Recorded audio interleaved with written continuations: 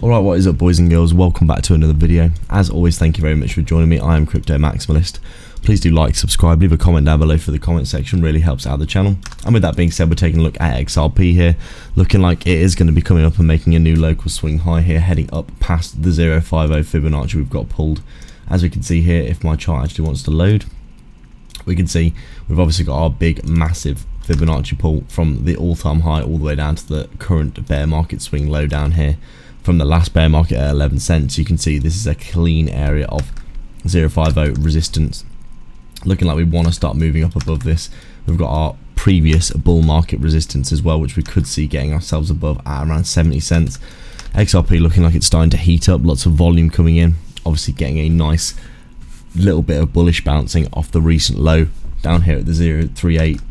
We've got down to a swing low of around 38 cents, but now sitting at around 63 cents under resistance, looking like we're probably going to get some nice continuation.